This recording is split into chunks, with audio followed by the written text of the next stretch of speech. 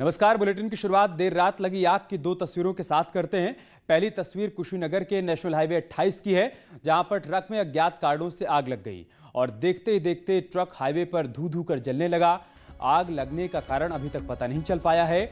यह हादसा national highway 28 स्थित कसिया और कुशीनगर के बीच हुआ। हादसे के बाद ट्रक ड्राइवर और उसका सहयोगी मौके से फरार हो गए। वहीं दूसरी तस्वीर बरेली की है, जहां फर्नीचर की कई दुकानों में भीषण आग लग गई। दमकल की कई गाड़ियों ने देर रात आग पर काबू पाया। मौके पर पुलिस की टीम भी मौजूद थी। तस्वीरें शहर कोतवाली के कुमार टॉकीज इलाके की हैं। दोनों ही जगहों पर आग कितनी विकराल थी, आप इन तस्वीरों को देखकर अंदाजा लगा सकते हैं। एक तरफ ट्रक धू धू कर जल गया और दूसरी तस्वीर आप देखिए, फर्नीचर दुकान में आग लगी और दुकान के भीतर रखा फर्नीचर इसमें जलकर राख हो गया। भारी नुकसान हुआ है। बताया जा रहा है कि दमकल की गाड़ी मौके पर पहुंची और कई घंटे की मशक्कत के बाद देर रात आग पर काबू पाया गया। जबकि पहली तस्वीर, ट्रक में आग लगने के बाद ट्रक का ड्राइवर और उसका सहयोगी मौके से फरार हो गए। उनकी तलाश की जा रही है ताकि आग के कारणों के बारे में पता चल पाए कि आग कैसे लगी।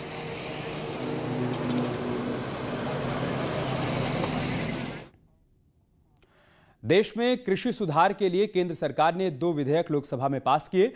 मॉनसून सत्र में किसानों से संबंधित कृषक उपज व्यापार और वाणिज्य विधेयक 2020, कृषक मूल्य आश्वासन और कृषि सेवा पर करार विधेयक पास हो गया। अपने जन्मदिन के मौके पर भी पीएम मोदी कल रात 10 बजे तक लोकसभा में इस अवसर पर मौजूद थे। कल बिल तो पास हो गया, लेकिन इस बिल के पारित होने के बाद विपक्षी पार्टियों ने संसद के निचले सदन से वॉकआउट कर दिया।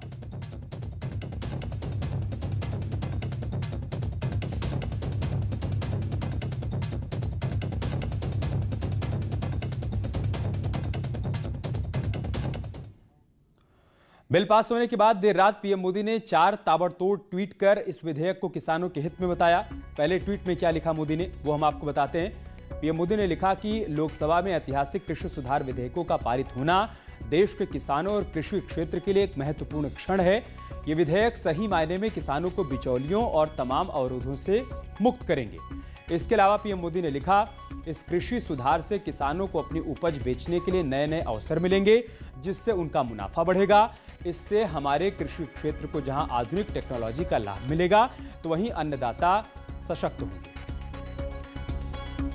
प्रधानमंत्री मोदी ने जो तीसरा ट्वीट किया, वो भी हम आपको बताते हैं। किसानों को भ्रमित करने में बहुत सारी शक्तियां लगी हुई हैं। मैं अपने किसान भाइयों और बहनों को आश्वस्त करता हूं कि एमएसपी और सरकारी खरीद की व्यवस्था बरकरार रहेगी। ये विधेयक वास्तव में किसानों को कई और विकल्प प्रदान कर उन्हें सही मायने में सशक्त करने वाले हैं। प्रधानमंत्री मोदी ने चौथा ट्वीट भी किया, जिसमें उन्होंने लिखा कि किसानों और कृषि क्षेत्र से जुड़े सभी लोगों से मेरा अनुरोध है कि वो लोकसभा में कृषि सुधार विधेयकों पर चर्चा के दौरान कृषि मंत्री जी द्वारा दिए गए भाषण को जरूर सुनें।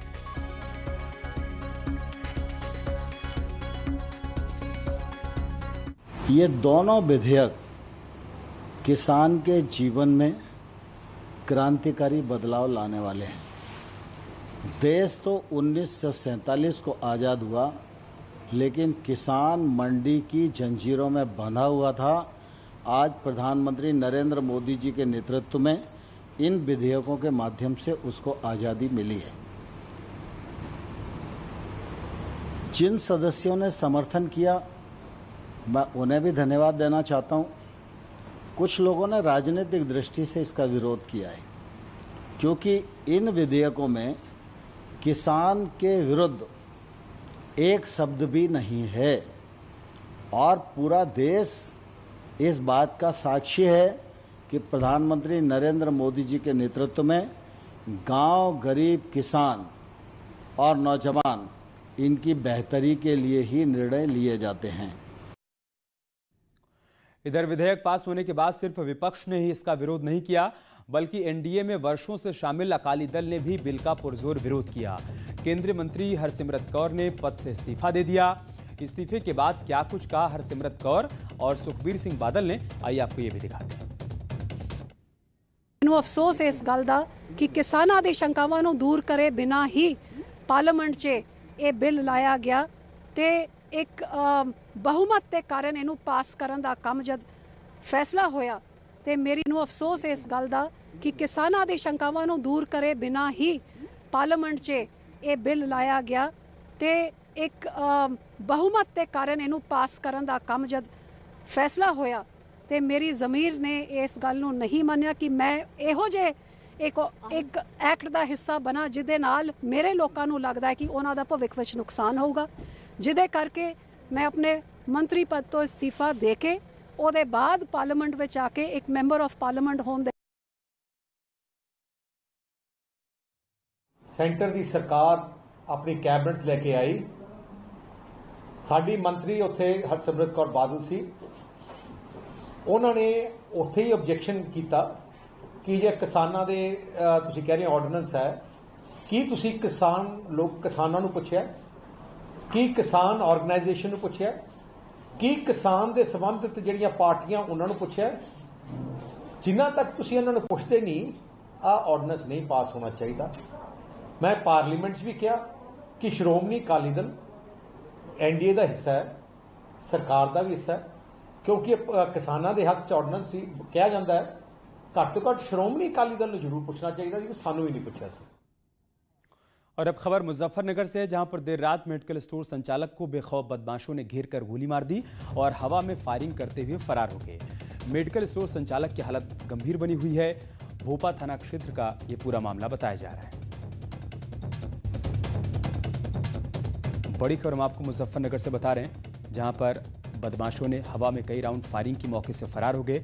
उससे पहले उन्होंने इस वारदात को अंजाम दिया। व्यापारी को घेर कर बदमाशों ने गोली मारी। व्यापारी की हालत गंभीर है। मौके पर मौजूद लोगों ने फौरन ही उसको हॉस्पिटल में भर्ती करवाया। पुलिस टीम भी पहुंची और अब जांच पड़ताल की जा रही है। बेखौफ बदमाश एक के बाद एक वारदात को अंजाम दे रहे हैं। ऐसे में व्यापारियों में कानून व्यवस्था को लेकर गुस्सा भी है। तो मुजफ्फरनगर के भोपा इलाके में बाजार में घेर कर बदमाशों ने व्यापारी को गोली मारी और उसके बाद बेखौफ होकर हवा में फायरिंग करते हुए मौके से फरार हो गए। जो लोग वहां पर मौजूद थे उन्होंने पुलिस को इस बात की सूचना दी। पुलिस टीम मौके पर पहुंची। घायल व्यापारी को हॉस्पिटल ले जाया गया, वहां उसका इलाज चल रहा है। हालत गंभीर बताई जा रही है और इन सब के बीच पुलिस आरोपियों की जांच पड़ताल और उनकी तलाश में जुट गई है। संवाददाता दिनेश हमारे साथ जुड़ चुके हैं। विनेश, क्या जानकारी इस खबर को लेकर?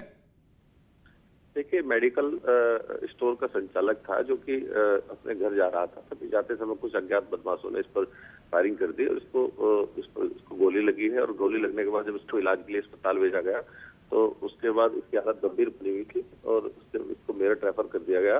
लेकिन रास्ते में इसकी इलाज के दौरान ही रास्ते में इसकी मौत हो गई। अभी तक बदमाशों का पता नहीं चल पाया है। हालांकि पुलिस पूरे सभी मामलों की जांच पड़ताल में जुटी हुई है और बदमाशों को पकड़ने का प्रयास कर रही है। जी ठीक है, शुक्रिया आपका हमारे साथ जुड़ने के लिए और जानकारी हम तक पहुंचाने के लिए। तो हमारे संवाददाता विनेश बता रहे हैं कि घायल व्यापारी की रास्ते में ही मौत हो गई। पुलिस अब पूरे मामले की जांच पड़ताल कर रही है। आगे बढ़ते हैं, खबर जौनपुर से है, जहां पर देर रात क्लिनिक के अंदर घुसकर बदमाशों ने प्रधान की हत्या कर दी और मौके से फरार हो गए। मर्डर की सनसनीखेज वारदात जौनपुर के सरपताहा थाना क्षेत्र के लखनऊ बलिया हाईवे की है। हत्या की सूचना मिलते ही एसपी समेत पुलिस के आला अधिकारियों ने घटनास्थल का मुआयना किया। बता दें कि वारदात के बाद नाराज ग्रामीणों ने बदमाशों की गिरफ्तारी को लेकर बलिया हाईवे रोड पर 3 घंटे तक जाम लगाए रखा।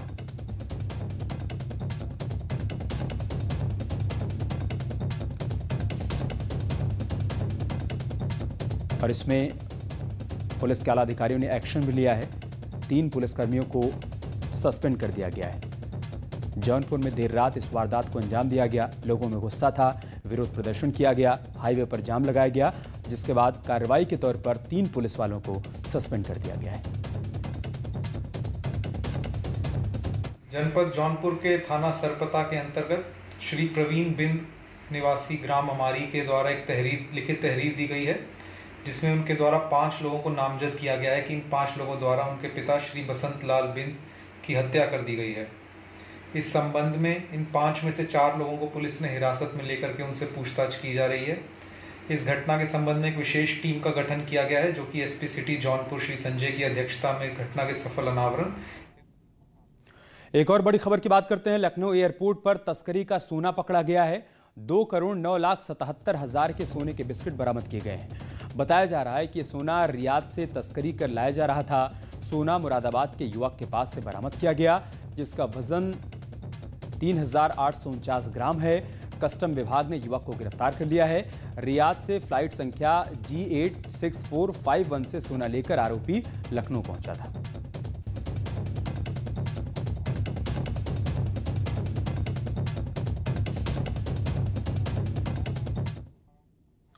गैंगस्टर अतीक अहमद के खिलाफ योगी सरकार का एक्शन जारी है। अब तक 200 करोड़ की संपत्ति जब्त हो चुकी है और उनमें से कई अवैध संपत्तियों को तोड़ भी दिया गया है। 1 हेक्टेयर में फैले कोल्ड स्टोरेज को भी प्रशासन ने गिरा दिया।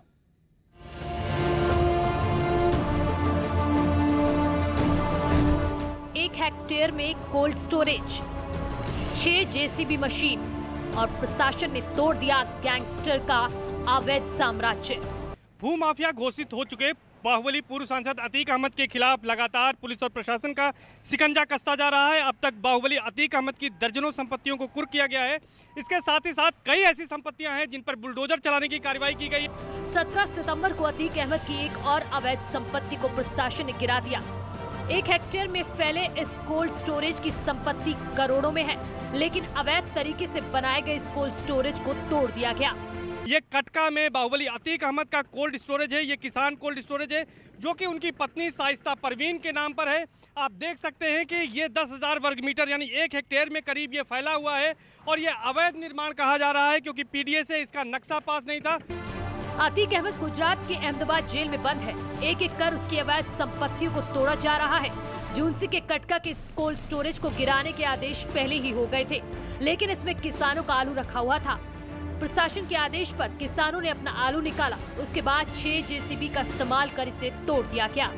जा रहा है यहाँ पर जो सामान थे उन सामान को इस तरह से निकाल दिया गया है, चाहे वो एसी हो, फर्नीचर हो, अलमारी हो, ये सारी चीज़ें यहाँ से निकाला गया है और इसके बाद इस बिल्डिंग को खाली कराने के बाद ये ध्वस्तीकरण की कार्रवाई यहाँ पर की जा रही है। चारों तरफ आप देख रहे हैं कि जिस तरह से ये बिल्डिंग अवैध रूप से बनी थी उसको ध्वस्त करने की कार्रवाई की जा रही है। तो एक तरह से जो बाहुबली का तिलिस्म था, करीब 3 दशक से प्रयागराज के जो राजनीति थी और जो अपराध था उस पर बाहुबली का दबदबा था, उस दबदबे को तोड़ने के लिए जो कार्रवाई योगी सरकार ने शुरू की थी वो कार्रवाई लगातार प्रशासन की अभी भी। अब तक गैंगस्टर अतीक अहमद की 200 करोड़ से ज्यादा की संपत्तियां कुर्क कर दी गई हैं। उनमें से कई इमारतों को ऐसे ही प्रशासन ने गिरा दिया। यही नहीं, करीबियों के खिलाफ भी एक्शन जारी है। इन तस्वीरों को देखकर यूपी के गैंगस्टर में खौफ है, क्योंकि एक एक कर उनकी अवैध संपत्तियों को सरकार जब्त कर रही है। न्यूज़ 18 के लिए प्रयागराज से सर्वेश दुबे की रिपोर्ट। 17 सितंबर यानी कल की तारीख को विपक्ष ने प्रदेश भर में बेरोजगारी दिवस के रूप में मनाया। कहीं कांग्रेसियों ने चाय बनाई तो कहीं समाजवादी पार्टी के कार्यकर्ताओं और नेताओं ने बूट पॉलिश कर विरोध दर्ज कराया। झांसी में कांग्रेसी कार्यकर्ताओं ने लाइट चौराहे पर चाय बनाकर राष्ट्रीय रोजगार दिवस मनाया। गैस चूल्हे को लेकर कांग्रेसी लाइट चौराहे पर जमीन पर धरने पर बैठ गए, जहां कांग्रेसियों ने बेरोजगारी के मुद्दे पर चाय बनाकर विरोध प्रदर्शन किया। अमेठी में सपा कार्यकर्ताओं ने आज के दिन को बेरोजगारी दिवस के रूप में मनाया। इस दौरान सपा कार्यकर्ताओं ने बूट पॉलिश की और केंद्र सरकार की नीतियों के खिलाफ प्रदर्शन किया, साथ ही बूट पॉलिश कर अपना विरोध जताया। वहीं सुल्तानपुर में सपा कार्यकर्ताओं ने विकास भवन के गेट पर जमा होकर प्रदर्शन किया। सड़क पर बैठकर एसपी कार्यकर्ताओं ने पकौड़े बेचे। इस मौके पर थाली बजाकर बेरोजगारी का मुद्दा बनाकर प्रदर्शन किया गया। सरकारी नौकरी में 5 साल संविदा को भी सपाइयों ने सरकार की गलत नीति बताया है। और अब खबर जौनपुर से, जहां पर एसबीआई के ग्राहक सेवा केंद्र पर नकाबपोश बदमाशों ने लूट की घटना को अंजाम दिया। बदमाशों के हथियार लहराते तस्वीरें वहां लगे सीसीटीवी कैमरे में कैद हो गई हैं। सीसीटीवी कैमरे में लूट की लाइव वारदात कैद हो गई है। मामला मुंगरा बादशाहपुर थाना इलाके के समस्तीपुर का है, जहां एसबीआई के ग्राहक सेवा केंद्र पर नकाबपोश बदमाश अचानक धमके और हथियार लहराने लगे। बदमाशों ने हथियार की नोक पर 28,800 रुपए लूट लिए। लूटपाट की पूरी घटना सीसीटीवी में कैद हो गई है। लूटपाट की खबर लगते ही पुलिस महकमे में हड़कंप मच गया। मौके पर पहुंची एसपी देहात ने मामले की जांच शुरू कर दी है। सीसीटीवी फुटेज के आधार पर पुलिस बदमाशों की तलाश में जुटी हुई है। कैश का मिलान किया गया है तो 1,60,000 रुपया इनके पास था, जिसमें से इन्होंने 26,200 रुपया बांट दिया था और उसमें से 1,05,000 बचा हुआ है। 28,800 रुपये की लूट हुई। इसमें कार्रवाई की जा रही, बहुत जल्दी इसका खुलासा होगा, अभी पकड़े। यूपी में लव जिहाद के मामले लगातार सामने आ रहे हैं। ताज़ा मामला सहारनपुर से सामने आया है, जहां पर पहले से 2 शादियां कर चुका मुस्लिम लड़का हिंदू लड़की को लेकर फरार हो गया। सहारनपुर में भी लव जिहाद से जुड़ा मामला सामने आया है, जहां पर एक मुस्लिम लड़का एक हिंदू लड़की को लेकर फरार हो गया। आरोपी युवक ने पहले से 2 शादी कर रखी हैं। आरोपी ने पहली पत्नी को तलाक देकर दूसरी लड़की से शादी की। इसके बाद दूसरी बीवी को छोड़कर एक हिंदू समाज की लड़की को लेकर फरार हो गया है। फरार लड़की की मां आरोपी शख्स की दूसरी बीवी और बजरंग दल के कार्यकर्ता एसएसपी से आज मिलने के लिए पहुंचे और कार्रवाई की मांग की है। बजरंग दल का कहना है कि अगर पुलिस प्रशासन ने कड़ी कार्रवाई नहीं की तो बजरंग दल के कार्यकर्ता आंदोलन करेंगे। ये पूरा मामला है देहात कोतवाली क्षेत्र का मामला है। एक मुस्लिम युवक है परवेज, जिसकी 2 शादियां पहले से हो चुकी है और वो एक हिंदू लड़की को लेकर फरार है, लेकिन पुलिस प्रशासन ने 15 दिन से उस मामले में कोई कार्रवाई नहीं की है। इसीलिए आज हम सहारनपुर के एसएसपी महोदय से मिले हैं कि भाई इसमें कार्रवाई होनी चाहिए। और चलिए इसके साथ इस बुलेटिन में इतना ही। खबरें जारी हैं, आप बने रहे हमारे साथ। नमस्कार।